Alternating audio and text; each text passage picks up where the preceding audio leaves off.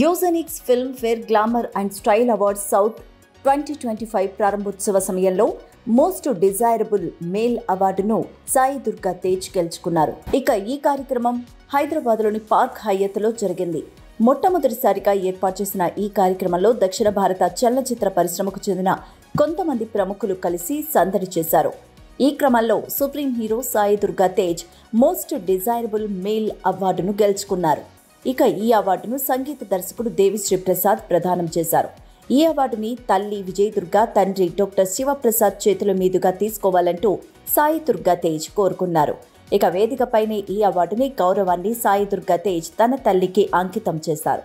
Road ప్రమాదం జరిగిన సమయంలో తనను తల్లి కంటికి రెప్పలా కాపాడుకున్నారంటూ గుర్తు చేసుకున్నారు.